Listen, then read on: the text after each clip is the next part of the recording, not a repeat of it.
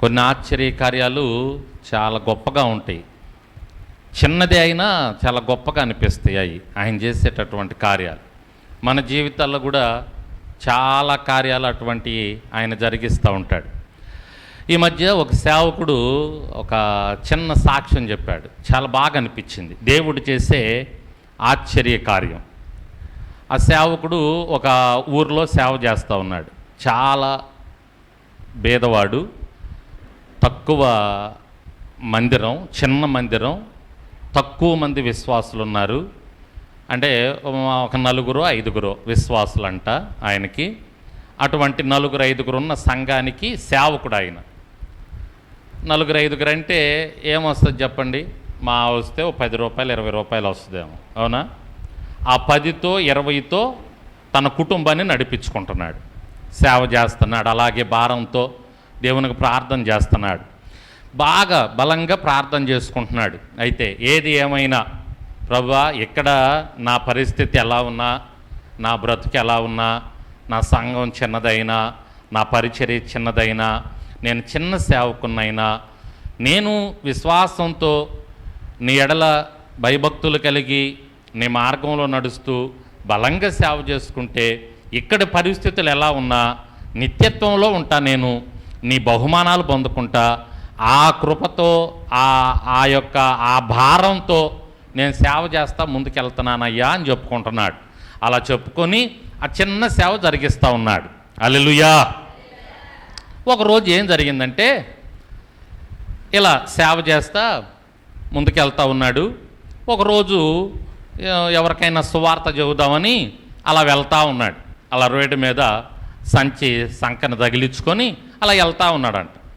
అలా వెళ్తా ఉంటే కొంత దూరం వెళ్ళిన తర్వాత పాపం పొద్దున్నే టిఫిన్ చేయలేదేమో, టైం 12 అవుతూ ఉంది. టిఫిన్ చేయటానికి కూడా ఆయన దగ్గర డబ్బులు లేవు, జేబులో డబ్బులు లేవు, రూపాయి ఉంది. ఇక ఆ రూపాయి కూడా ఖర్చు చేస్తే మళ్ళీ ఇంటి దగ్గర ఇబ్బంది కదా అని ఆ రూపాయి జేబులో పెట్టుకొని అలా వెళ్తూ ఉన్నాడు. కొంచెం దూరం వెళ్ళగానే వేడిగా బజ్జీల కొట్టు కనపడింది. వేడిగా బజ్జీలు ఉన్నాయి. ఆ పక్కనే ఒక బడ్డీ కొట్టు, బజ్జీలు వేస్తూ ఉన్నాడు అతను. అవి చూసేటప్పటికే ఆకలైంది, బాగా ఆకలి తినాలనిపించింది. ఈ సేవకుడికేమో బజ్జీలు అంటే చాలా ఇష్టం అంట. బజ్జీలు అంటే చాలా ఇష్టం, బజ్జీలు తినాలనిపించింది. వేడిగా ఉన్నాయి, బాగా లావుగా బాగా కనపడ్డాయి.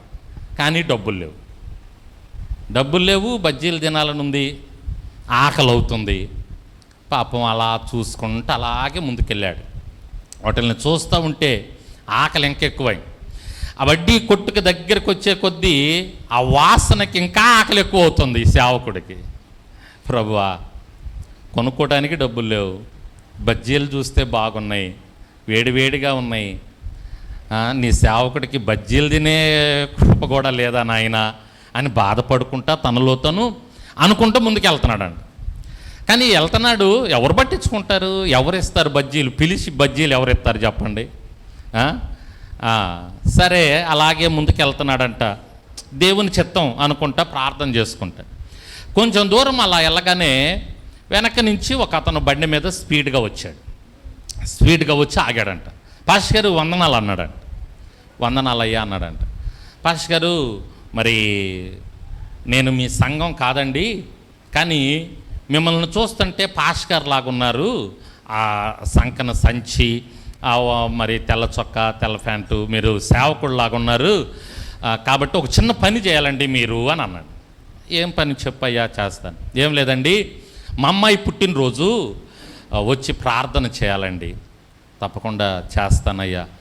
మరి మీ పాస్టర్ గారు, మీరు మందిరానికి వెళ్తారా? ఆ మందిరానికి వెళ్తాను. అయితే మా పాస్టర్ గారు అనుకోకుండా ఊరు వెళ్ళాడండి, మా పాస్టర్ గారు లేరు, కాబట్టి మీరు వచ్చి ఒక చిన్న ప్రార్థన చేస్తే మేము ఒక చిన్న పార్టీ ఏర్పాటు చేసుకున్నాం, దాన్ని నడిపించుకుంటామండి. సరేనయ్యా, అంతగా కోరుతున్నావు కదా, దైవ సేవకుని వస్తాను. సరాసరి బండి ఎక్కించుకొని సరాసరి ఎక్కడికి తీసుకొని వచ్చాడంటే ఆ పాస్టర్ గారిని బజ్జీల కొట్టు దగ్గరికి తీసుకొచ్చాడు ముందు. హల్లెలూయా.